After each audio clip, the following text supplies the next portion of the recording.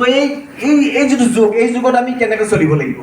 তো কথা হ'ল আমি যদি য়ংগাৰ এজ বুলি কওঁ, 20ৰ পৰা 50 বছৰটো আমি younger age, older age above 50 years. তো কথা হ'ল আমি ইনকাম কেতিয়া কৰিম? When will have the income? আমি ইনকাম কৰিম from the age of 20 to 50।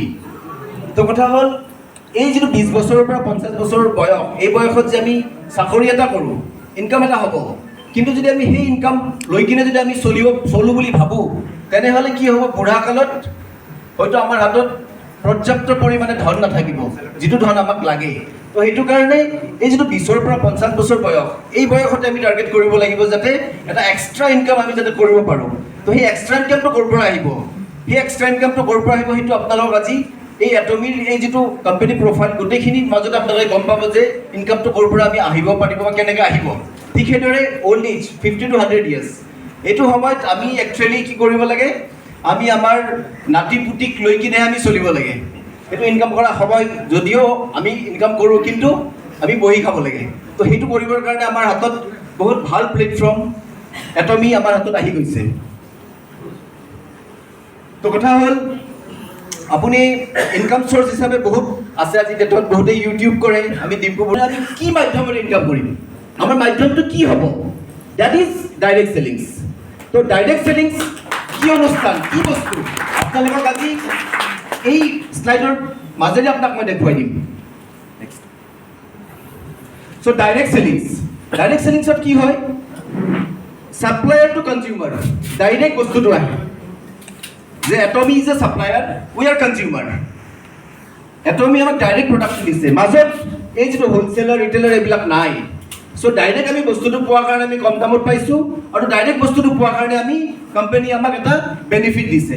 তো ডাইৰেক্ট চেলিংছত এইটো পচিবল, আৰু ডাইৰেক্ট চেলিংছত কোনো এক্সট্ৰা নলেজ দৰকাৰ নাই, কোনো এক্সট্ৰা কোৱালিফিকেশ্যন দৰকাৰ নাই। আমি কথা ক'ব জানো, আমি মানুহক এপ্ৰ'চ কৰিব জানো, দেট ইজ চাফিচিয়েণ্ট।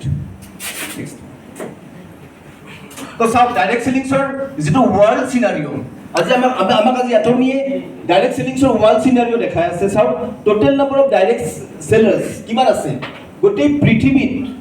12.8 কৰোৰ, মানে অলমষ্ট 13 কোটি ডাইৰেক্ট চেলাৰ্ছ আছে পৃথিৱীত। আৰু তাতকৈ ডাঙৰ কথাটো হৈছে total sales of global market, মানে গোটেই পৃথিৱীত 15 লাখ কোটি টকা ৰেভিনিউ কালেকশ্যন হয়। আপুনি চিন্তা কৰক, ডাইৰেক্ট চেলিংছৰ যিখন বজাৰ, এখন বহুত ডাঙৰ বজাৰ, ভাবিব নোৱাৰে। 13 কোটি, অলমষ্ট এপ্ৰক্সিমেটলি 13 কোটি ডাইৰেক্ট চেলাৰ মানুহ আছে, আৰু 15 লাখ কোটি ৰেভিনিউ কালেকশ্যন হয়। কিমান ডাঙৰ, চিন্তা কৰকচোন আপুনি। তো why Atomy is reliable business partner? তো চাওক, ডাইৰেক্ট চেলিংছ বুলি ক'লেতো বহুত কোম্পানী আছে, ভাৰতবৰ্ষত বহুত কোম্পানী আছে, 4-5 হাজাৰ কোম্পানী আছে, কিন্তু why Atomy? Atomy কিয় ৰিলায়েবল বিজনেছ পাৰ্টনাৰ? বিকজ আমি সদায় যেতিয়া আমি নেটৱৰ্কিঙৰ কথা কওঁ, আমি সদায় 3P কথা কওঁ। তো first P is profile, Atomy profile কৈ আছোঁ। Next product. তো মই প্ৰডাক্টৰ বিষয়ে ক'ব নালাগে, আপোনালোকে ভালদৰে জানে।